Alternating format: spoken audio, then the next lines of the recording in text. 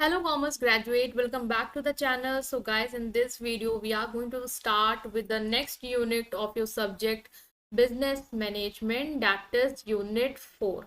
Right, उससे पहले वाले यूनिट्स नहीं देखे हैं तो प्लीज चैनल की प्लेलिस्ट में जाके चेकआउट कर लेंगे। एज पर एनईपी हमने सिलेबस को जो है वो कवर किया है। टेलीग्राम इंस्टाग्राम में ज्वाइन कर सकते हैं, टेलीग्राम ग्रुप है commerce group SWNT। So without any further delay let's start this video. So now guys, in this video we are going to start this topic which is unit 4. तो unit 4 में basically आपके directing से हम बात करेंगे। इससे पहले वाली यूनिट्स में हमने मैनेजमेंट, प्लानिंग, ऑर्गेनाइजिंग ये कवर किया है वन बाय वन। आज हम डायरेक्टिंग से रिलेटेड जो भी आपके इस यूनिट में वो सारे टॉपिक कवर करेंगे। तो देखो डायरेक्टिंग क्या होता है। अगर पिक्चर रिवाइंड करें तो हमने ये देखा था कि सबसे पहले हमने ये समझा कि हम मैनेजमेंट में कुछ स्टेप्स फॉलो करते हैं या कह लो फंक्शंस करते हैं फॉर द प्रॉपर अरेंजमेंट और एलोकेशन ऑफ रिसोर्सेस या कहो for managing of the activities and task going in the organisation. ठीक है, तो वो हमने कैसे करना था। सबसे पहले हम प्लानिंग करते थे कि क्या करना है, कैसे करना है, ठीक है, गोल्स को अचीव करने के लिए। दूसरा हम ऑर्गेनाइजिंग करते थे, मतलब कि जो भी चीजें चाहिए उस गोल को अचीव करने के लिए, उस प्लान को एग्जीक्यूट करने के लिए वो करना। इवन लोगों को रिस्पॉन्सिबिलिटी, टास्क असाइन करना कि किसका क्या रोल रहेगा, क्या करना है किसको। देन हमारा आता है कि हमने क्या करनी है, स्टाफिंग करनी है। बेसिकली स्टाफिंग आपकी इस यूनिट में उतना फोकस किया नहीं गए हैं टॉपिक्स को एनईपी में, बट स्टाफिंग में आप हायर करते हो लोगों को।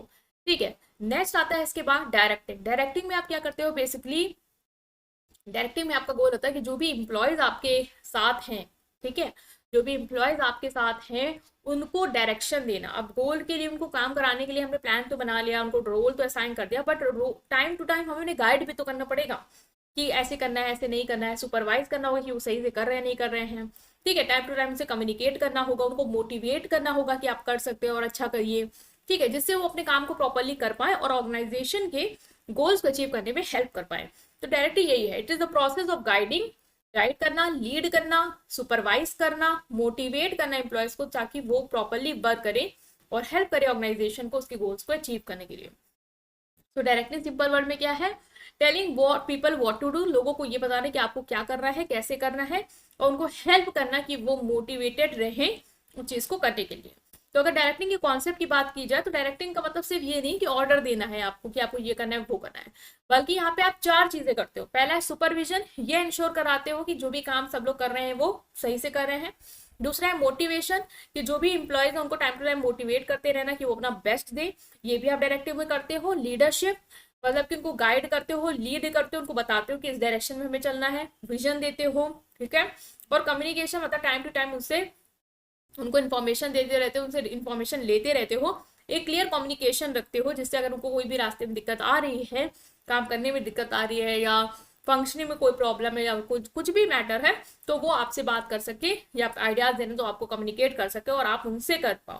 तो ये कम्युनिकेशन हो। तो डायरेक्टिंग में हम 4 चीजें करते हैं, सुपरवाइजिंग करना, लीडिंग करना, देन है मोटिवेशन एंड है कम्युनिकेशन। ठीक है, याद रखना। तो अगर हम बात करें कि एग्जाम्पल से, तो इमेजिन करो एक कॉलेज फेस्ट टीम है। तो फेस्ट का जो हेड है वो क्या करता है, टीम को वॉलंटियर करता है। जैसे एक लीडर वॉलंटियर करता है ना, एक मैनेजर लीड करता है, जैसे फेस्ट का हेड क्या कर रहा है, टेल कर रहा है, बता रहा है वॉलंटियर्स को कि आपको क्या करना है, मतलब सुपरविजन कर रहा है, देख रहा है वो क्या करना है, बता रहा है उनको इनकरेज कर रहा है कि आप कर सकते हो, मतलब मोटिवेशन दे रहा है। तो उनको एग्जाम्पल दे रहा है, लीड कर रहा है बाय एग्जाम्पल कि देखिए ऐसे इन्होंने किया है या मैं ऐसे करो तो आप भी ऐसे करिए। ठीक है, और अपडेट शेयर कर रहा है क्लियरली कि फेस्ट में चीज सही से चल रही है नहीं चल रही है, क्या करना है, कब कब करना है, वो अपडेट लेना और देना वो कर रहा है। तो ये क्या है, ये डायरेक्टिंग ही है इन एक्शन। ठीक है, तो डायरेक्टिंग किससे बना हुआ है, supervision, motivation, leadership and communication. जब आप ये सारी चीजें करते हो इसका मतलब आप क्या कर रहे हो, डायरेक्टिंग कर रहे हो, और ये प्लान को एग्जीक्यूशन में हेल्प करेगा, है ना। नेक्स्ट आती है कि क्या प्रिंसिपल्स हैं डायरेक्टिंग के। डायरेक्टिंग के प्रिंसिपल्स क्या है, मतलब कि डायरेक्टिंग में कुछ सिद्धांत होंगे जो आपको करने हैं फॉलो, वो क्या क्या है। तो सबसे पहले देखो यहाँ पे आ जाएगा आपका कि मैक्सिमम इंडिविजुअल कंट्रीब्यूशन, कि जो आपके इंडिविजुअल्स हैं, इंडिविजुअल मतलब जो आपके एम्प्लॉयज हैं, उनको अपना क्या करना है, मैक्सिमम कंट्रीब्यूशन देना, ये इंश्योर करना है आपको कि हर एम्प्लॉय को इतना इंकरेज करो कि वो जितना बेस्ट दे सकता हो उतना बेस्ट दे आप ऑर्गेनाइजेशन के गोल्स को अचीव करने के लिए। नेक्स्ट है unity of command. Unity of command कहता है कि हर एम्प्लॉयज को जो ऑर्डर मिलना चाहिए वो एक ही सुपरविजन से मिलना चाहिए एट वन टाइम। मतलब जब आप डायरेक्टिंग कर रहे हो, जब आप लोगों को लीड, मोटिवेट, कम्युनिकेट और सुपरवाइज कर रहे हो तो आपको ये सारी चीजें करवानी है इंश्योर, कि पहले तो इंडिविजुअल को कंट्रीब्यूशन ये इंश्योर करना है कि वो मैक्सिमम दे, मतलब जितना बेस्ट दे सकता है वो दे।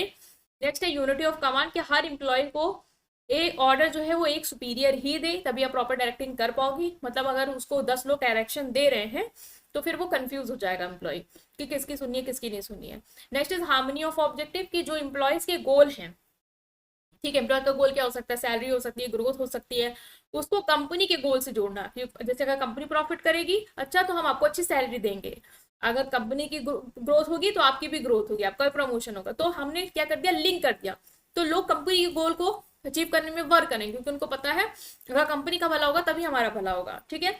Next is appropriate direction technique, कि हमें जो भी डायरेक्शन टेक्निक हम यूज कर रहे हैं वो अप्रोप्रिएट होनी चाहिए। कभी कभी मोटिवेशन काम करता है कि आप लोगों ने मोटिवेट कर दिया तो लोग अच्छा कर रहे हैं आपके ऑर्गेनाइजेशन में। Some time friendly chats matter कर दिया, आप उनसे अच्छे से दोस्तों की तरह बातचीत करिए। या कभी कभी एक होता है कि सटीक क्लियर इंस्ट्रक्शन दो, ये करना ही करना है ऐसे। तो देखो कौन सी डायरेक्टिंग टेक्निक कब बेस्ट हो रही है, उस हिसाब से उस चीज को आपको एंश्योर करना है। नेक्स्ट इज मैनेजरियल कम्युनिकेशन, कि जो कम्युनिकेशन है आपका वो क्लियर होना चाहिए, टू वे होना चाहिए और टाइमली होना चाहिए। मतलब आप जो भी कम्युनिकेशन कर रहे हो एज अ मैनेजर, वो ऐसा नहीं होना चाहिए कि आपने बस बोला उनका नहीं सुना, उनका भी सुना आपने भी बोला, समय पे हो रहा है, ऐसा नहीं कि डिले कर रहे हैं आप, तो फिर दिक्कत हो जाएगी। और कोई मिसअंडरस्टैंडिंग नहीं होनी चाहिए, कम्युनिकेशन बिल्कुल क्लियर होना चाहिए। यूज ऑफ इनफॉर्मल ऑर्गेनाइजेशन, के जो मैनेजर है उनको इनफॉर्मल चैनल यूज करने चाहिए, जिससे वो इम्प्लॉय से अच्छी तरीके से कनेक्ट हो पाए। इनफॉर्मल चैनल्स मतलब कि फ्रेंडली चैट्स कर सकते हैं, फ्रेंडली टॉक कर सकते हैं। कभी कभी होता नहीं ऑर्गेनाइजेशन में आप दोस्तों की तरह रहेंगे तो लोग आपसे ज्यादा बातें शेयर करेंगे।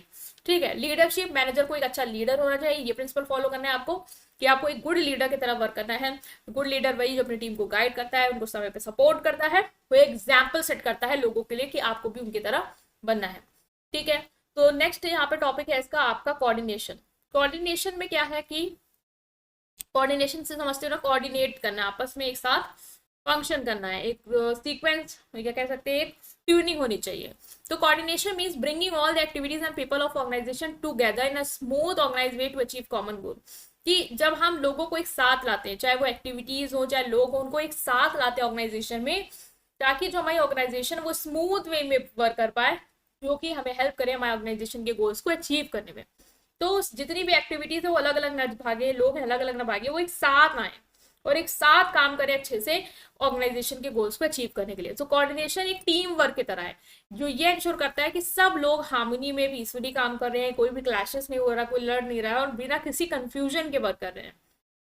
एग्जाम्पल इमेजिन करो, आप एक कॉलेज फेस्ट ऑर्गेनाइज कर रहे हो, तो एक टीम क्या कर रही है, डेकोरेशन हैंडल कर रही है, दूसरी फूड देख रही है, तीसरे स्टेज देख रहे हो, तो मतलब एक टीम की तरह आप वर्क कर रहे हो। ठीक है। तो कोई भी if everyone works without talking to each other it will be mess. अब मान लो कि कॉलेज फेस्ट में अगर सब लोग अलग अलग काम कर रहे हैं, दूसरी बात नहीं, डेकोरेशन वाला फूड से नहीं कर रहा, फूड वाला स्टेज से नहीं कर रहा है, तो यहाँ पे क्या होगा कि मैस हो जाएगा। अगर आपको किसी से कोऑर्डिनेट करना है कि स्टॉल कहाँ लगेगा, स्टेज का कैसा डेकोरेशन होगा, और वो आप नहीं देख रहे हो, तो फिर कंफ्यूजन रहेगी, सिंक नहीं होगा। आपने देखा भी होगा कि कोऑर्डिनेशन डांस टीम में आप जैसे देखते हो बहुत जरूरी होता है कि स्टेप्स आपके साथ जाने चाहिए, कोई अलग अलग नहीं भागेगा, अपनी अपनी स्ट्रेंथ नहीं दिखानी है। क्रिकेट टीम में भी देखते हो कोऑर्डिनेशन होना चाहिए पूरी टीम में, तो वही है कोऑर्डिनेशन, कि सबको एक साथ काम करना है एक टीम में। नेक्स्ट है एक्सटर्नल कोऑर्डिनेशन। कोऑर्डिनेशन के दो टाइप्स है, एक इंटरनल है जो अब आप अंदर ऑर्गेनाइजेशन के करते हो, एक एक्सटर्नल है मतलब कि जब ऑर्गेनाइजेशन के बाहर के लोग और ग्रुप आपस में कोऑर्डिनेट करते हैं तो वो होता है एक्सटर्नल। इंटरनल क्या होता है, जब अंदर के लोग और ग्रुप आपस में कोऑर्डिनेट करते हैं तो होता है इंटरनल। तो इंटरनल एक्सटर्नल याद रखना। एक्सटर्नल कोऑर्डिनेशन में क्या क्या आता है, इसमें आता है कस्टमर, सप्लायर्स, गवर्नमेंट, इन्वेस्टर और मीडिया। मतलब कि जब ये लोग जो हमारे बाहर के लोग हैं, लाइक कस्टमर हो गया, सप्लायर्स हो गया, गवर्नमेंट हो गया, इन्वेस्टर्स हो गया, मीडिया हो गया, जब ये आपस में कोऑर्डिनेट करते हैं तो उसे हम कहते हैं एक्सटर्नल कोऑर्डिनेशन।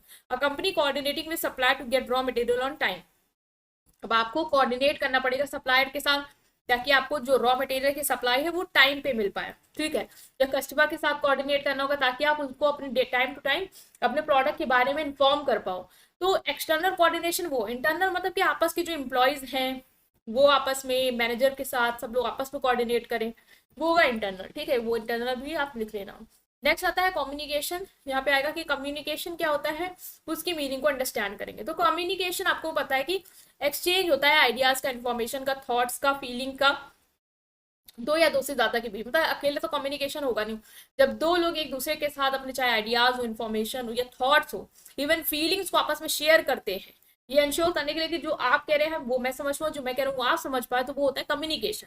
ठीक है, अगर मैनेजर इंस्ट्रक्शन देता है एम्प्लॉय को और एम्प्लॉय समझ जाता है कि मैनेजर क्या इंस्ट्रक्शन दे रहा है, तो वो होगा एक communication and that will be effective, because वो प्रॉपरली अंडरस्टैंड कर पाए कि वो कह रहे हैं।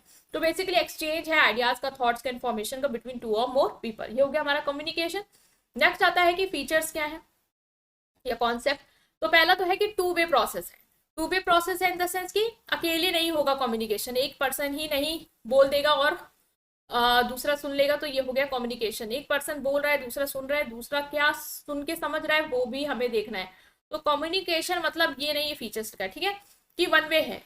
कम्युनिकेशन हमेशा टू वे होना चाहिए। It's not about just talking, सिर्फ आपको बोलना ही नहीं बल्कि सुनना भी है और फीडबैक भी लेना है।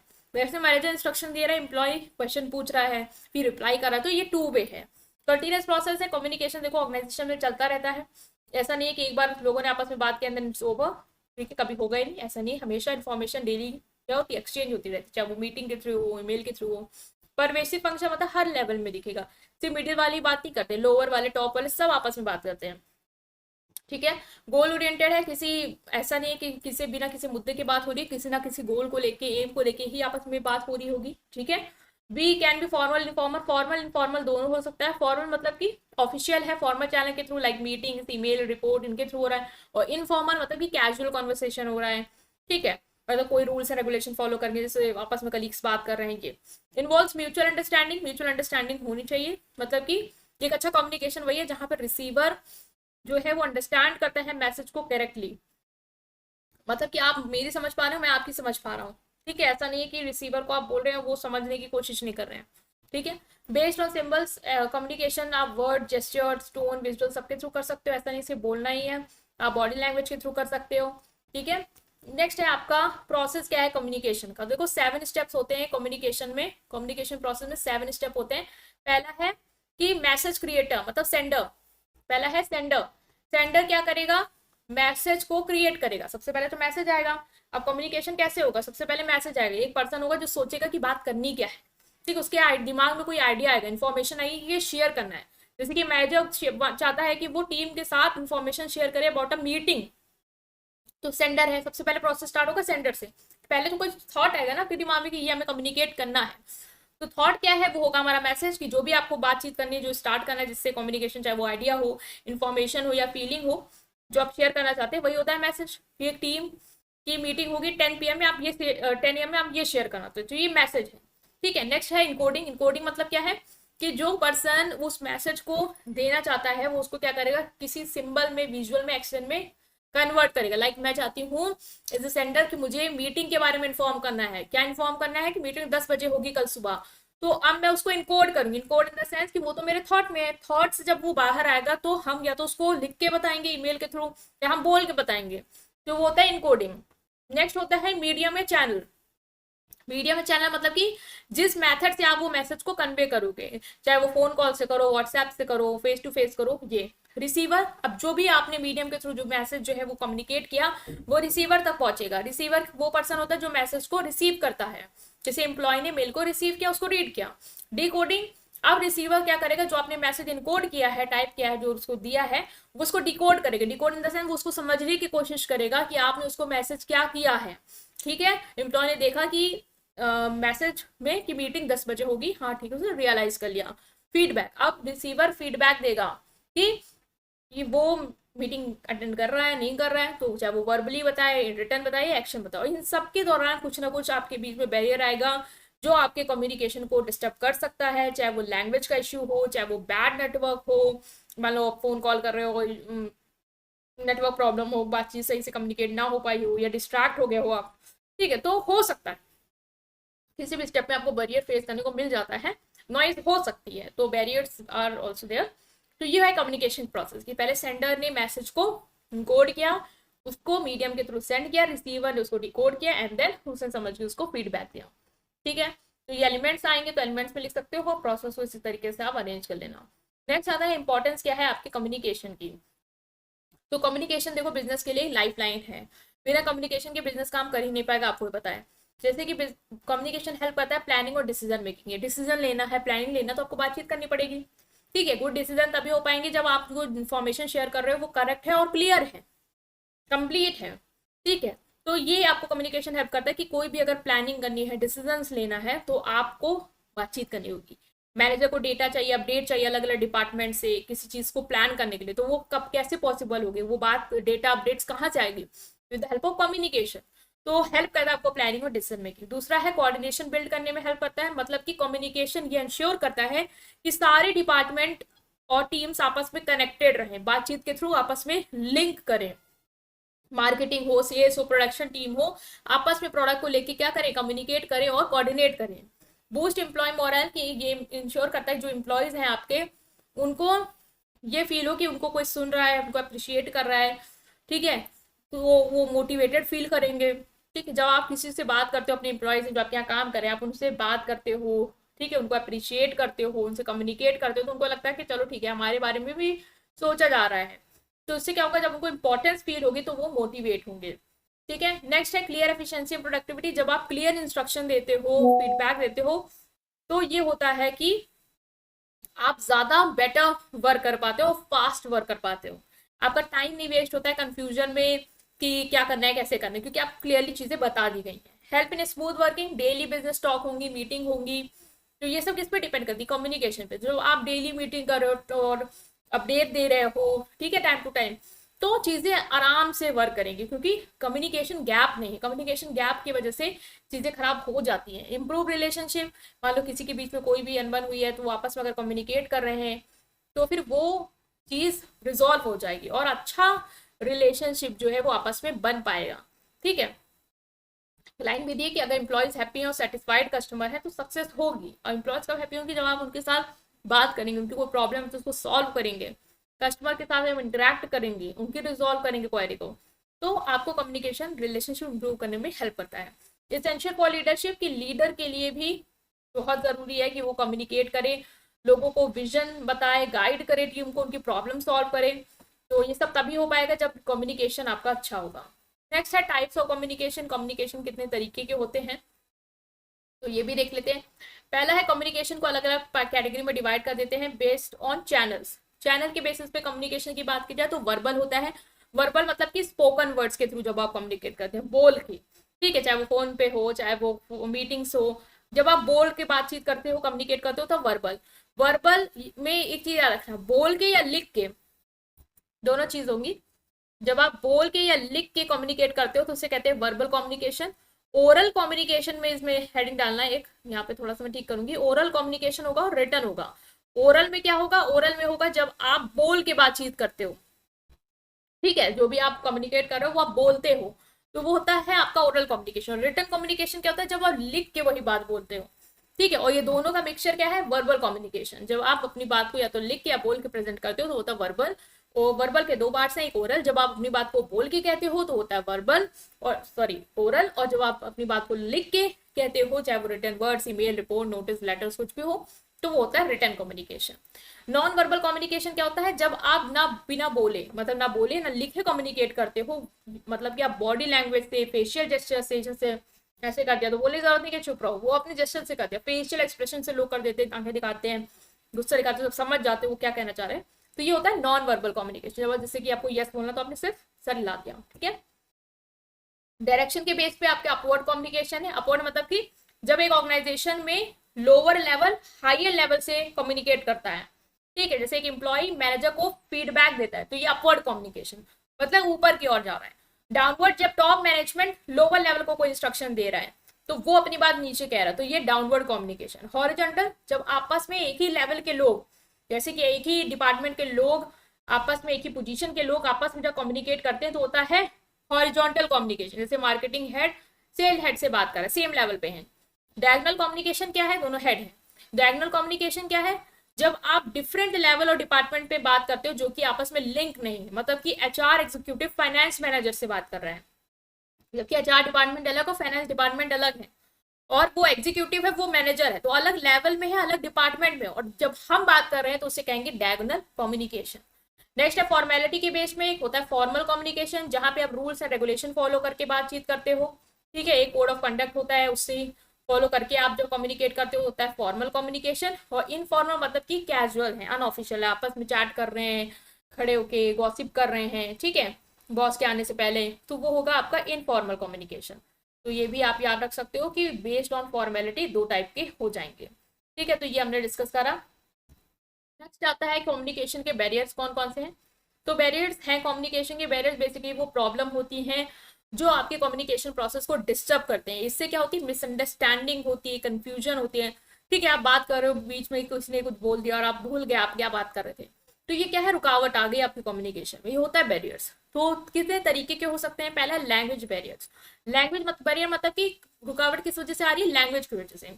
आपने कोई ऐसा डिफिकल्ट वर्ड यूज कर लिया बात करते करते, या टेक्निकल टर्म यूज कर लिया, या किसी दूसरी भाषा में बात कर दिया जिससे सामने वाला रिसीवर आपकी बात को समझ नहीं पाया। लाइक आप कुछ, एक मैनेजर है जो बहुत सारे इंग्लिश बिजनेस टर्म यूज करता है उन लोगों के साथ जो सिर्फ हिंदी बोलते हैं, तो क्या वो समझ पाएंगे, नहीं समझ पाएंगे, क्योंकि उन्हें तो हिंदी आती है, आप लैंग्वेज इंग्लिश में बात कर रहे हो। तो ये लैंग्वेज बैरियर हो गया। साइकोलॉजिकल बैरियर क्या है, जब आपका इमोशन जैसे कि एंगर है, फियर है, ईगो है, स्ट्रेस है, इसकी वजह से आपका कम्युनिकेशन ब्लॉक हो जाता है। कभी कभी आपने देखा होगा कि लोग ईगो की वजह से बात नहीं करते, ठीक है, या स्ट्रेस में है तो वो अपनी बात को सही से नहीं रख पाते हैं।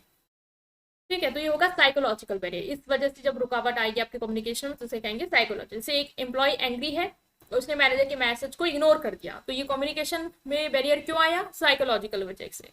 फिजिकल बैरियर है, आपके इन्वायरमेंट में कोई इशू है, लाइक नॉइस हो रही है तो आप एक दूसरे को नहीं सुन पा रहे हैं, डिस्टेंस ज्यादा है, या इक्विपमेंट जो आप यूज करें वो सही नहीं है बातचीत में, नेटवर्क प्रॉब्लम हो गई ऑनलाइन मीटिंग के दौरान, तो आपस में एक दूसरे से सही बात नहीं हो पाई, कम्युनिकेट नहीं हो पाया, तो ये फिजिकल बैरियर्स कहलाएंगे। कल्चरल बैरियर क्या होती है, अगर आपके कल्चर में, बिलीफ में, हैबिट्स में मिसअंडरस्टैंडिंग है। जैसे कुछ कल्चर में डायरेक्ट आई कॉन्टेक्ट को रूड मानते हैं कि आप भूल रहे हैं, और दूसरे में ही कॉन्फिडेंस शो करता है। तो ये डिफरेंट डिफरेंट ओपिनियंस की वजह से, कल्चर के डिफरेंट ओपिनियन की वजह से जब बैरियर आता है तो उसे कहते हैं कल्चरल बैरियर। एटीट्यूड बैरियर कि एक पर्सन है, उसका एटीट्यूड है कि वो क्लोज माइंडसेट का है, मतलब वो सोचता है कि नहीं दूसरे वाले मुझे ना बताएं, नेगेटिव एटीट्यूड है, तो उससे भी क्या होगा, आपका कम्युनिकेशन डिस्टर्ब होगा। जैसे बॉस है, वो कभी जूनियर्स की नहीं सुनता क्योंकि उन्हें लगता है कि वो नहीं बोलेंगे, उनको ज्यादा नहीं पता है, हम बॉस है, हम बताएंगे। रॉन्ग मीडिया, जो आपने रॉन्ग चैनल यूज कर लिया या मेथड यूज कर लिया इन्फॉर्मेशन को शेयर करने के लिए। ठीक है, एक इंपॉर्टेंट मैसेज आपको भेजना था, आपने व्हाट्सएप से भेजा इंस्टेड ऑफ ऑफिशियल ईमेल, तो ऑफिशियल ईमेल से भेजना चाहिए था जब ऑफिशियल कम्युनिकेशन था, तो आपने रॉन्ग मीडियम यूज कर लिया, इसकी वजह से जब दिक्कत आई तो उसे हम कहेंगे आपका ये वाला barrier, that is wrong medium. Next, effective communication की बात की जाए, अगर कि इफेक्टिव कम्युनिकेशन क्या होता है, तो देखिए इफेक्टिव कम्युनिकेशन मतलब होता है क्लियर, कंप्लीट, कंक्रीट और टाइमली शेयर इन्फॉर्मेशन। एक होता है कम्युनिकेशन मतलब बातचीत करना, इन्फॉर्मेशन को शेयर करना।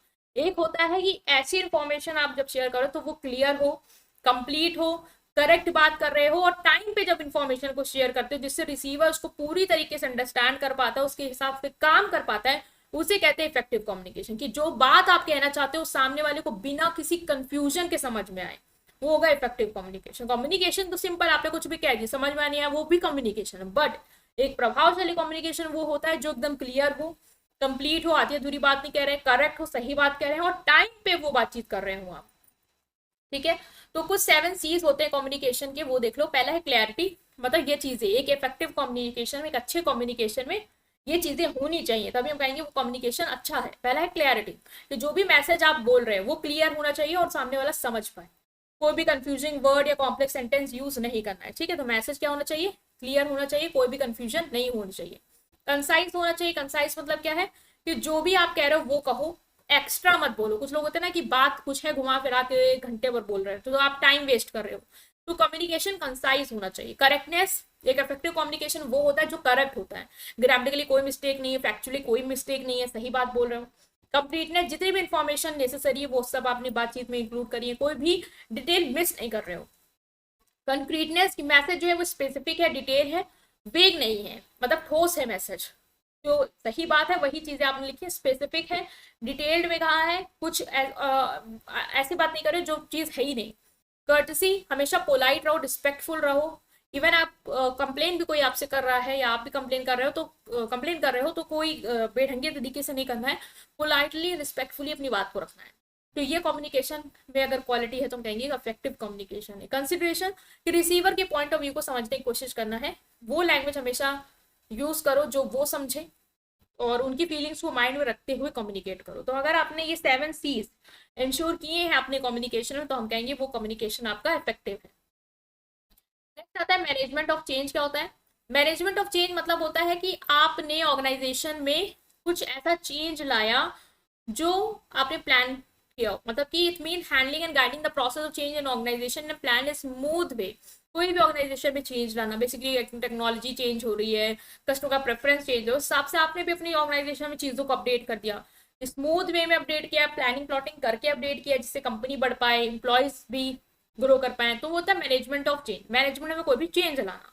सिंपल वर्ड में कहें तो जब कंपनी में कोई बड़ा चेंज आता है, जैसे कि कोई नई टेक्नोलॉजी आ गई, नए रूल्स बनाए आपने, या कंपनी का स्ट्रक्चर बदल दिया, उसे कैसे मैनेज करना होता है, ये है मैनेजमेंट ऑफ चेंज। अब इसे आप कैसे मैनेज करोगे? जो भी आप चेंज लाए उसको गाइड करना, लोगों को बताना, लोगों को हैंडल करना उस चेंज के लिए, ठीक है, वो होता है मैनेजमेंट ऑफ चेंज।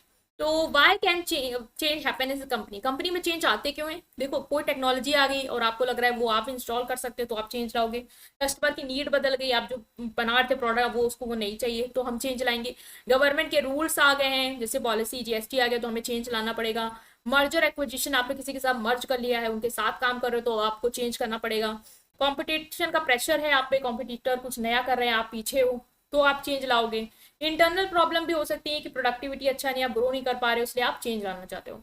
तो कंपनी जो है, जैसे मान लो कि मैनुअल बिलिंग से शिफ्ट करना चाहती है सॉफ्टवेयर बिलिंग पे, तो मैनेजर को क्या करना पड़ेगा? अपने स्टाफ को ट्रेन करना होगा, उनको टाइम देना हो कि वो उस चीज को एडजस्ट कर पाए, कोई भी डाउट है उनके, उनको सॉल्व करना, मोटिवेट करना। तो ये जो पूरा प्रोसेस है ना कि चेंज लाए, तो चेंज के लिए अपने ऑर्गेनाइजेशन के लोगों को रेडी करना, उनको हैंडल करना, यही होता है आपका management of change. Resistant to change क्या होता है? कि जब वो उस चेंज को रेसिस्ट करते हैं, मतलब जो एम्प्लॉयज और पीपल जो अपनी ऑर्गेनाइजेशन है, वो आपके नए आइडिया को, नए रूल को, नए सिस्टम को, नए मेथड को एक्सेप्ट नहीं करते हैं, सपोर्ट नहीं करते हैं, या तो इग्नोर कर देंगे, या तो एक्सेप्ट करने में समय लगाएंगे, या तो चेंज को फाइट करेंगे कि नई टेक्नोलॉजी आप मत लाइए, या नया रूल आप ये सेटअप मत करिए, ठीक है। तो ये होता है रेसिस्टेंस टू चेंज, कि जो चेंज आया उसके अगेंस्ट क्या हो रही है? हड़ताल हो रही है। तो जब लोग कंपनी के नए चेंजेस को एक्सेप्ट करने से मना करते हैं या अपोज करते हैं, उसे कहते हैं रेसिस्टेंस टू चेंज। क्यों मना करते हैं? पहला, फियर ऑफ अननोन, उनको डर रहता है, नर्वसनेस रहती है कि चीजें क्या है, उनको समझ में नहीं आ रही होती, तो नया सिस्टम कैसे काम करेगा जैसे समझ नहीं आएगा, तो उनको लगता है नहीं आप मत इंस्टॉल करो। जैसे लैपटॉप इंस्टॉल करने, कंप्यूटर सिस्टम इंस्टॉल किया, उनको लगा हम हमेशा पेपर वर्क कर रहे हैं, अब सिस्टम इंस्टॉल करेंगे तो उन्हें नर्वसनेस है कि क्या है, कैसे होगा, पता नहीं है उनको, इसलिए वो रेसिस्ट कर रहे हैं। लॉज ऑफ जॉब और पाथ, उनको लगता है कि हमारी जॉब जा सकती है, ठीक है, टेक्नोलॉजी अपडेट हो सकती है, तो हो सकता है हम ना सीख पाए तो हमारी जॉब चली जाए, या अगर नया सॉफ्टवेयर आ गया तो वही सब कुछ कर लेंगे, तो हमारी क्या जरूरत रहेगी, इसलिए चेंज को रेसिस्ट करते हैं। कंफर्ट विद ओल्ड वेज, हम नए पुराने तरीके से कंफर्टेबल हो गए, सटीक हो गए, सीख गए, तो अब नया बदलाव आएगा तो फिर से सब कुछ फिर से स्टार्ट करना पड़ेगा, तो इसलिए भी मना करते हैं कि मत करिए। नेक्स्ट आता है lack of trust in management, कि आपको मैनेजमेंट में, हाँ मैनेजमेंट का हो गया। नेक्स्ट आता है पुअर कम्युनिकेशन, मतलब कि जो रीजंस हैं और बेनिफिट्स हैं चेंजेस के, वो आपने एक्सप्लेन नहीं करे उनको, ठीक है, उन्हें किसी ने बताया नहीं कि ये सब हो क्यों रहा है, इसलिए वो सोचते हैं कि नहीं हमें चेंजेस नहीं चाहिए। फियर ऑफ फेलियर, उनको डर रहता है कि भाई हम परफॉर्म ना कर पाए उस चेंजेस के साथ, मुझसे नहीं हो पाएगा ये नया काम, तो इसलिए लोग मना करते हैं कि चेंजेस मत लाओ। कैसे हम इन चेंजेस के लिए जो मना कर रहे हैं उसको कम कर सकते हैं? पहला है, कंपनी कोई चेंजेस लाती है तो इंप्लॉयज रेसिस्ट करेंगे, अपोज करेंगे। आप ही क्या ऑर्गेनाइजेशन में, स्कूल में कोई चेंज आ जाए मान लो, आपको भी लगेगा ये क्यों कर रहे हैं, ठीक है, तो कैसे उसको रिड्यूस कर सकते हैं, उनके रेसिस्टेंस को कैसे रिड्यूस कर सकते हैं? पहला है इफेक्टिव कम्युनिकेशन, उनसे सही से बात करो, उनको बताओ चेंज क्यों आ रहा है, उससे उनका क्या फायदा होगा, ठीक है, अगर लोग समझेंगे चेंजेस को तो वो एक्सेप्ट करेंगे। नेक्स्ट है पार्टिसिपेशन इवेल्युएशन, इंप्लॉयज को इंकरेज करो कि वो डिसीजन मेकिंग प्रोसेस में पार्टिसिपेट करें, जो भी चेंजेस ला रहे हैं उनको बैठाओ, उनसे बातचीत करो कि हम ये करना चाह रहे हैं, उनसे सजेशन लो, फीडबैक लो, ठीक है। नेक्स्ट है सपोर्ट एंड ट्रेनिंग, उनको ट्रेनिंग दो प्रॉपर, उनको हेल्प करो, उनको इमोशनली सपोर्ट करो, मान लो स्ट्रगल कर रहे हैं कि उनको समझ में नहीं आ चेंज, तो उनको बताओ कोई बात नहीं, आप टाइम लीजिए, हम आपको ट्रेनिंग देंगे, आप सीख जाएंगे, ठीक है। तो उनको आपको सपोर्ट करना है, सिर्फ सिखाने में ही नहीं, इमोशनली भी आपको उनको गाइड करना, उन्हें सपोर्ट करना है। Negotiation and agreement, negotiation agreement मतलब कि उनको इंसेंटिव दो, एक्स्ट्रा बेनिफिट्स दो, ठीक है, जब तो वो एग्री नहीं कर रहे हैं तो आप उनको बताइए कि हम आपको बेनिफिट देंगे, आपको चेंजेस के लिए एक्स्ट्रा इंसेंटिव देंगे, तो वो करेंगे, ठीक है। नेक्स्ट है लीडरशिप सपोर्ट, आपको उनको सपोर्ट देना है, मैनेजर उसको उन्हें लीड करना एग्जाम्पल के साथ कि देखिए हम कर सकते हैं, ये कर रहे हैं, ठीक है, आप ये जो टीम मेंबर वो देखिए चेंजेस को अडॉप्ट कर ले गए हैं तो आप भी कर सकते हैं, ठीक है, सपोर्ट करना है। ग्रेजुअल इंप्लीमेंटेशन, डायरेक्ट ही सडन चेंज मत हो, धीरे धीरे स्टेप बाय स्टेप वो चेंजेस उनसे करवाओ जिससे वो उस चीज को एक्सेप्ट कर पाए, उसमें एडजस्ट कर पाए। ठीक है, नेक्स्ट आता है मोटिवेशन। क्या होता है मोटिवेशन? मतलब होता है encouraging and inspiring people to work willingly and with energy to achieve goal। Motivation basically क्या होता है? लोगों को इंकरेज करना, उनको इंस्पायर करना कि वो काम करें, उनको कहते हैं आप मोटिवेट कर रहे हो सब लोगों को, इन द सेंस उनको इंस्पायर कर रहे हो, इंकरेज कर रहे हो कि आप कर सकते हैं और अपनी एनर्जी के साथ कर सकते हैं जिससे आप गोल्स को अचीव कर सकते हैं। तो मोटिवेशन एक साइकोलॉजिकल प्रोसेस है, एक दिमाग से वाला प्रोसेस जिससे आप हेल्प करते हैं एम्प्लॉय को कि वो अपने काम में बेस्ट दे, फोकस रहे, काम में इच्छा के साथ करे और अपना बेस्ट परफॉर्मेंस दे। तो मैनेजर मोटिवेशन टेक्निक यूज करते हैं, आप कैसे किसी को मोटिवेट कर सकते हो, कैसे उनको इनकरेज कर सकते हैं जो अपना बेस्ट दे या वो कर सकते हैं, उनको विलिंगनेस लाना। देखो, प्रेज कर सकते हो, आपको कोई प्रेज करता है, आपकी प्रशंसा करता है, रिवॉर्ड देता है, बोनस देता है, कहता है आपको प्रमोशन देंगे, तो फिर आप मोटिवेट हो जाते हो, विलिंग हो जाते हो। तो ये है आपका मोटिवेशन क्या है। नेक्स्ट है आपका इंपॉर्टेंस क्या है, मोटिवेशन करना क्यों है। पहला है एम्प्लॉय की परफॉर्मेंस इंप्रूव होगी जब हाँ एम्प्लॉय मोटिवेटेड होगा, ठीक है, एनर्जेटिक होगा, इंस्पायर्ड होगा तो अच्छा करेगा, फास्टर बेटर स्मार्टर वर्क करेगा। बूस्ट प्रोडक्टिविटी मतलब एम्प्लॉय जो मोटिवेटेड वर्कर होते हैं वो और अच्छी तरीके से काम कर पाते हैं, अपना टाइम यूज कर पाते हैं, एनर्जी यूज कर पाते हैं, तो उससे उनका आउटपुट बढ़ता है। इनकरेज इनिशिएटिव इनोवेशन की मोटिवेटेड एम्प्लॉय जो है वो नए आइडियाज के साथ आते हैं, इनिशिएटिव लेते हैं, ठीक है, प्रोसेस को इम्प्रूव करने की कोशिश करते हैं। क्योंकि जो टीम मोटिव वो तो कभी नया कुछ सोचेगा ही नहीं, लेकिन जो मोटिवेटर कुछ नया सोचने की कोशिश करे, क्या नया कर सकते हैं, वो इतनी फुल ऑफ एनर्जी है कि उसके अंदर दिमाग में चीजें आएंगी और वो इनिशिएटिव लेने की कोशिश करेगा। रिड्यूस एम्प्लॉय टर्नओवर, ऑफकोर्स जो एम्प्लॉयज मोटिवेटेड हैं तो आपकी ऑर्गेनाइजेशन को छोड़ छोड़ के तो भागेंगे नहीं। इम्प्रूव टीम स्पिरिट, टीम के साथ काम करेंगे, पॉजिटिव इन्वायरमेंट लाएंगे, गोल्स को अचीव करने में हेल्प करेंगे, पॉजिटिव एटीट्यूड डेवलप करेंगे। मोटिवेटेड लोग हमेशा ऑप्टिमिस्टिक होते हैं, चीजों को लेके पॉजिटिव रहते हैं, स्ट्रेस फ्री रहते हैं, गोल ओरिएंटेड रहते हैं। नेक्स्ट है मोटिवेशन के टाइप्स क्या है। देखो, इंट्रिंसिक है, एक्सट्रिंसिक है। इंट्रिंसिक मतलब इंटरनल मोटिवेशन, जो मोटिवेशन अंदर से आता है, और एक्सट्रिंसिक मतलब एक्सटर्नल मोटिवेशन जो बाहर से आता है। इंट्रिंसिक मतलब कि this type of motivation come from with in the person, person के अंदर से आता है। मान लो आपको किसी चीज में इंटरेस्ट है तो आप मोटिवेटेड हो गए ही उस चीज को करने के लिए, आपका पैशन है तो आपको अंदर से आ गया कि मुझे ये करना है, और उसको करके आपको पर्सनल सेटिस्फेक्शन मिल रहा है इसलिए आप कर रहे हो। जैसे कि स्टूडेंट स्टडी करता है क्योंकि उसको पढ़ना पसंद है, ठीक है, उसको प्राउड होता है जब वो किसी टॉपिक को अच्छे से समझ पाता है। तो यहाँ पे आपको कोई पनिशमेंट या रिवॉर्ड नहीं मिल रहा है इसलिए आप काम कर रहे हो, यहाँ पे आप इसलिए करो क्योंकि आपको खुद से अच्छा लग रहा है वो चीज। ये है इंट्रिंसिक।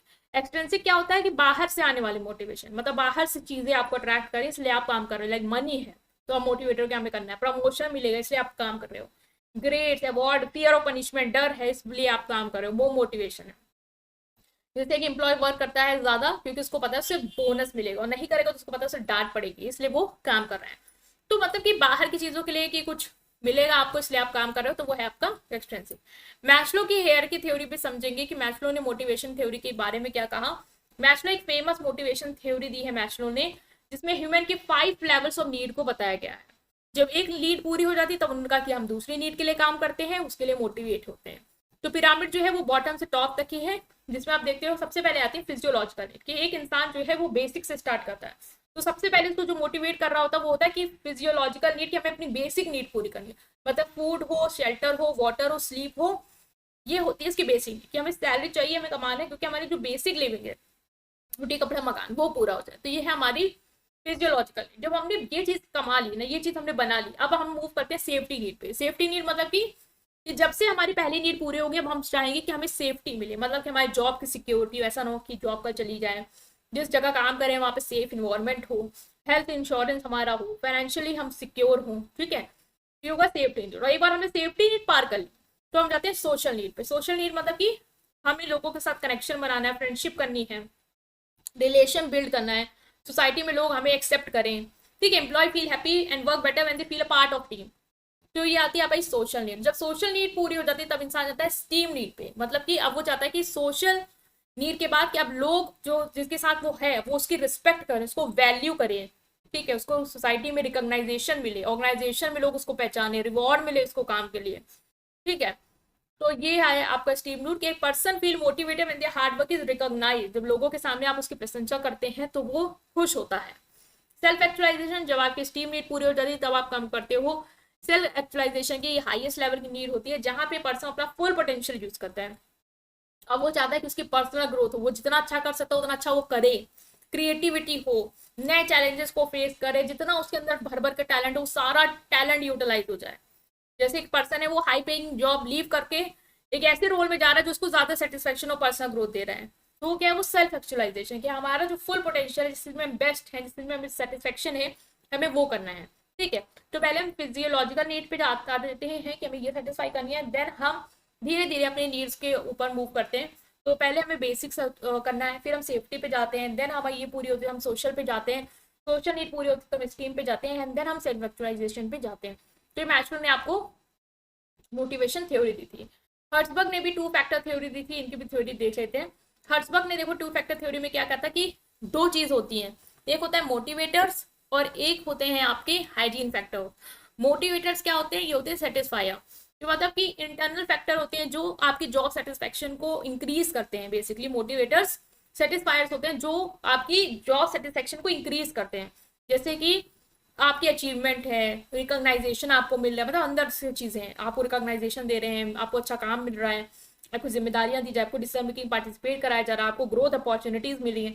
तो इन सब की वजह से जब आप मोटिवेट होते हो, जब आप जॉब में सेटिस्फाइड होते हो, तो ये होते हैं मोटिवेटर्स, कि इससे क्या होगा, एम्प्लॉयज हैप्पी फील करेंगे, चैलेंज फील करेंगे, सक्सेसफुल फील करेंगे। हाइजीन फैक्टर्स क्या होते हैं, ये वो फैक्टर्स होते हैं जो आपके ऑर्गेनाइजेशन में जिस चीज से एम्प्लॉय डीमोटिवेटेड होता है, ठीक है, उनको ये क्या करते हैं, हटाता है। जैसे कि if these don't motivate employees directly, ये एम्प्लॉयज को डायरेक्टली मोटिवेट नहीं करते, जैसे पहला वाला जो था वो डायरेक्टली मोटिवेट करता, आपको कोई रिकॉग्नाइजेशन दे रहा है, रिवॉर्ड दे रहा है, प्रमोशन कर रहा है, तो आप डायरेक्टली मोटिवेट हो गए। बट जो ये आपके हाइजीन फैक्टर है आपको डायरेक्टली मोटिवेट नहीं करते हैं। लेकिन अगर ये फैक्टर्स आपके एम्प्लॉयज ऑर्गेनाइजेशन में मिसिंग है, तो एम्प्लॉयज जॉब को छोड़ भी सकते हैं और खुश नहीं रहेंगे। मतलब कि आपने अच्छा इन्वायरमेंट दिया, वर्किंग इन्वायरमेंट बेकार है, आपका मैनेजर के साथ रिलेशनशिप अच्छा नहीं है, वो आपको बहुत पॉजिटिव ट्रीटमेंट दे रहे हैं, सैलरी बेकार है आपकी, कंपनी की पॉलिसी नहीं सही है, तो एम्प्लॉय फ्रस्ट्रेट हो जाएगा। ठीक है, तो ये चीज मिसिंग है, तो दिक्कत आएगी, एम्प्लॉयज को खुशी नहीं होगी, वो स्ट्रेस में रहेगा, तो फिर वो आपके एम्प्लॉयज को निकाल सकता है। तो डीमोटिवेट करेंगे बेसिकली, ये मोटिवेशन डायरेक्टली नहीं देते। तो उन्होंने कहा दो फैक्टर हैं, ये दोनों चीजें अपने ऑर्गेनाइजेशन में सही रखो। पहला सेटिस्फायर्स को सही रखो, ठीक है, जिससे वो सेटिस्फाई हो रहा वो उनको दो, और दूसरा उन्होंने कहा कि अगर हाइजीन फैक्टर है उनको भी ठीक रखो, जिससे एम्प्लॉय जो है वो डिमोटिवेट ना हो। देन है आपका मैकडॉगर की थ्योरी एक्स एंड वाई। इन्होंने भी मोटिवेशन थ्योरी दी है, इन्होंने अपने टू व्यूज दिए हैं वर्कर्स को लेके, टू डिफरेंट व्यूज दिए वर्कर लेके, एक थ्योरी एक्स एक थ्योरी वाई है। थ्योरी एक्स एक पॉजिटिव व्यू देता है, सॉरी थ्योरी एक्स एक नेगेटिव व्यू देता है, थ्योरी वाई पॉजिटिव व्यू देगा। तो देखते हैं, तो थ्योरी एक्स के अकॉर्डिंग मैकडॉगर ने कहा कि जो एम्प्लॉयज होते हैं, वो इनका मानना है थ्योरी एक्स के अंदर वो एम्प्लॉयज हैं जो लेजी हैं, उनको काम पसंद नहीं है, वो उनको जरूर मतलब आपको देखना पड़ेगा तभी वो काम करेंगे, रिस्पॉन्सिबिलिटी, काम चोरी करते हैं, बचते हैं, सिर्फ पैसों के लिए काम करते हैं। तो मैनेजर जो थ्योरी एक्स को बिलीव करते हैं वो मतलब कि स्ट्रिक्ट मैनेजर होते हैं, ऐसा माइंडसेट होता है कि उनको लगता है कि हमारे जो एम्प्लॉयज हैं वो कामचोर हैं, वो काम नहीं पसंद करेंगे, जब तक उनको डांटेंगे फटकारेंगे नहीं, स्ट्रिक्ट रूल नहीं थोपेंगे, पनिशमेंट नहीं देंगे, तब तक वो काम नहीं करेंगे। ठीक है, बॉस जो कहता है काम करवाना पड़ेगा वरना ये लोग कुछ नहीं करेंगे। तो जो मैनेजर इस माइंडसेट को लेके चलता है उसे हम कहेंगे कि वो थ्योरी एक्स में आएगा। मैनेजर फॉलो थ्योरी एक्स, जो मैनेजर थ्योरी एक्स फॉलो करते हैं वो ये बिलीव करते हैं। दूसरा है कुछ मैनेजर होते हैं जिनका एटीट्यूड पॉजिटिव होता है, मतलब वो ये बिलीव करते हैं कि हमारे जो एम्प्लॉयज हैं वो मोटिवेटेड है, सेल्फ मोटिवेटेड, उनको किसी काम चोरी नहीं है, वो खुद ही काम करना चाहते हैं, उन्हें काम पसंद है, एंजॉय करते हैं, रिस्पॉन्सिबिलिटी लेना चाहते हैं, उनके लिए वर्क जो है वो just like a work is natural, like play और रेस्ट, काम करना है आराम करना है ये। तो ऐसे मैनेजर्स ये अप्रोच से जो चलते हैं कि उनको लगता है हमारे यहाँ ऐसा इन्वायरमेंट है, हमारे वर्कर ऐसे हैं जो इस सोच में काम करते हैं, वो यही चाहते हैं हमारे जो लोग हैं उनको फ्रीडम दी जाए, उनको टीम वर्क इनकरेज किया जाए, उनके डेवलपमेंट पे हमें फोकस करना चाहिए, ठीक है, उन्हें चांस देना चाहिए क्योंकि वो इंटरेस्टेड है तो वो चीजें करेंगे। ठीक है, नेक्स्ट है टॉपिक लीडरशिप। लीडरशिप की बात की जाए तो लीडरशिप क्या होती है, ये एबिलिटी होती है लोगों को इन्फ्लुएंस करने के लिए, कहते हैं ना हमारे लीडर है, मतलब कि आप उन पर इन्फ्लुएंस प्रभाव डालने की एबिलिटी, गाइड करना, उनको इंस्पायर करना। तो लीडरशिप क्या है, एक एबिलिटी है लोगों को इन्फ्लुएंस करना, गाइड करना, उनको इंस्पायर करना कि वो अपने गोल को अचीव कर सकते हैं, ये होता है लीडरशिप। तो मतलब से ऑर्डर नहीं देना कि अपना काम करो, बल्कि उनको गाइड करना कि वो कैसे कर सकते हैं, उनको इंस्पायर करना, मोटिवेट करना। ठीक है, तो leader help people stay motivated and work as a team. जब तक उनका गोल नहीं अचीव होता है, उनको डायरेक्शन देना, उनको लीड करना। तो फंक्शन क्या है लीडरशिप की, लीडर क्या क्या चीजें करता है वो देखो। पहले गोल सेट करता है, एक लीडर क्लियर गोल सेट करता है कि सबको क्या अचीव करना है टीम को। ठीक है, मोटिवेट करता है टीम को, लीडर इंस्पायर करता है अपनी टीम को कि आपको ये करना है। अगर कोई डायरेक्शन लेस है तो उनको बताना, उनको मोटिवेट करना कि आप कर सकते हैं। Provide guidance support time to time, उनके कोई भी डाउट्स हैं प्रॉब्लम उसको सॉल्व करना, उनको राइट पाथ शो करना कैसे क्या करना है। बिल्डिंग टीम स्पिरिट, एक लीडर टीम बना के चलता है। ठीक है, कि हम टीम में काम करेंगे, सब लोग अलग अलग नहीं भागेंगे, we will work as a team. तो वो है इफेक्टिव कम्युनिकेशन, लीडर का एक फंक्शन है कि वो लोगों के साथ अच्छे से कम्युनिकेट करे। ठीक है, उनके साथ इंफॉर्मेशन शेयर करें, उनको भी अलाउ करें कि वो भी इंफॉर्मेशन शेयर करें। मॉनिटर इवेल्युएशन, लीडर ये इंश्योर करता है कि आप जो प्रोग्रेस है उसको चेक करो, वर्कर सही कर रहे हैं नहीं कर रहे हैं, कोई दिक्कत है तो कहाँ इंप्रूव हो सकता है। ग्रुप को रिप्रेजेंट करता है, टीम और हायर मैनेजमेंट या आउटसाइडर के बीच में लिंक की तरह काम करता है। ठीक है, नेक्स्ट आता है लीडरशिप स्टाइल। लीडरशिप स्टाइल की बात की जाए तो लीडरशिप कितने तरीके के हो सकते हैं, हर लीडर अलग अलग तरीके से लीड करता है, अलग अलग तरीके से अपनी टीम को हैंडल करता है। एक है ऑटोक्रेटिक लीडर। ऑटोक्रेटिक लीडरशिप वो लीडरशिप स्टाइल होती है जहां पे लीडर सारा कंट्रोल अपने पास लेता है। ठीक है, जो भी डिसीजन मेकिंग होगी उसका पूरा कंट्रोल लीडर के पास होता है। टीम मेंबर को वो बताता है कि आपको ये करना है, वो वही करेंगे, क्वेश्चनिंग नहीं करेंगे। ठीक है, तो ऑटोक्रेटिक लीडरशिप एक ऐसी टाइप ऑफ लीडरशिप होती है जहां पे लीडर दूसरों को नहीं बोल देता बल्कि खुद बताता है कि क्या करना है, कैसे करना है, और लोगों को बस उसे फॉलो करना है। तो वन वे कम्युनिकेशन है कि आप बताएंगे क्या करना है, वो वही चीज करेंगी। Strict discipline and close supervision, कि यहाँ पे डिसिप्लिन स्ट्रिक्ट होता है, सुपरविजन क्लोज होता है, क्योंकि वो बता रहे हैं किसको क्या करना है, लोग उसी को फॉलो कर रहे हैं। लीडर किसी से पूछेगा नहीं, बातचीत नहीं करेगा, डिसीजन मेकिंग नहीं करेगा लोगों के साथ, बल्कि अपना डिसीजन लेकर लोगों पे थोप देगा। तो ऐसे जो लीडर होते हैं उन्हें कहते हैं ऑटोक्रेटिक लीडर, और उनकी लीडरशिप को ऑटोक्रेटिक लीडरशिप। डेमोक्रेटिक मतलब क्या है, इसका अपोजिट, कि आप अकेले डिसीजन नहीं लेके थोप रहे, बल्कि आप डिसीजन मेकिंग में सबको इन्वॉल्व कर रहे हो, सबके साथ उस ओपिनियन ले रहे हो, उसके बाद फाइनल डिसीजन ले रहे हो। तो यहाँ पे आप सबको अलाउ करते हैं कि ओपन कम्युनिकेट करें, एक टीम के साथ काम करते हो, और जैसे लोगों को भी आप पे ट्रस्ट होगा, आप उनको मौका दे रहे हो तो वो उनको लगेगा कि आप उन पर भरोसा कर रहे हो, उनका मोटिवेशन होगा। लेसेस फेयर लीडरशिप क्या है, ये ऐसी लीडरशिप है जहां लीडर टीम मेंबर को कंप्लीट फ्रीडम दे देता है कि आप लोग को ये टारगेट है, गोल है, इसके लिए आप लोग पे सब कुछ है, आप लोग देखो क्या करना है। उनके साथ कोई इंटरफेरेंस नहीं करेगा, वो सारे डिसीजन लेंगे एज अ टीम, इंप्लॉयज लेंगे, मतलब पूरी पावर देती है इंप्लॉयज को। तो लीडरशिप बेसिक क्या करेगा, गाइड करेगा, जब आपको कोई दिक्कत हो रही है आप आइए, लीडर आपको हेल्प करेगा। टीम मैनेज ही करेगी, सारे टास्क सारे डिसीजन कौन मैनेज करेगी, टीम करेगी। तो यहाँ पे टीम पे बहुत ज्यादा ट्रस्ट किया जाता है। नेक्स्ट है ट्रांजेक्शन लीडरशिप, ये स्टाइल बेस्ड होती है सिस्टम और रिवॉर्ड एंड पनिशमेंट में। लीडर गोल सेट करता है, टीम मेंबर्स को रिवॉर्ड करता है अगर वो अचीव करते हैं, और नहीं करते हैं तो पेनलाइज करता है, मतलब एक ट्रांजेक्शन की तरह काम हो रहा है। कि लीडरशिप कैसा है कि लीडर ने आपको गोल सेट कर दिया, आपको बोला कि अगर आप 10 यूनिट बनाते हो तो हम आपको इतना पैसा देंगे, नहीं बनाते तो हम आपको ये पैसे काटेंगे। तो परफॉर्मेंस पे बेस्ड है। तो यहाँ पे लोग क्या करते हैं, फोकस करते हैं कि हमारी परफॉर्मेंस अच्छी हो, रिजल्ट अच्छा हो तो हमें बोनस मिलेगा। स्ट्रिक्ट रूल्स एंड स्ट्रक्चर है यहाँ पे। ठीक है, बता दिया जाता है कि ये होगा तो ये होगा, ये होगा ये होगा। क्लियर एक्सपेक्टेशन सेट कर दी जाती है कि आपको इस तरीके से इवेल्युएट किया जाएगा, ये बेसिस है। ट्रांसफॉर्मेशनल क्या है, यहाँ पे लीडर लोगों को, टीम को इंस्पायर करता है, मोटिवेट करता है क्लियर विजन के साथ कि आपको ये करना है। फोकस जो है वो लॉन्ग टर्म है, सक्सेस फोकस जो है वो आपका है कि लॉन्ग टर्म सक्सेस चाहिए, ग्रोथ करनी है, टीम मेंबर्स को डेवलपमेंट करना है।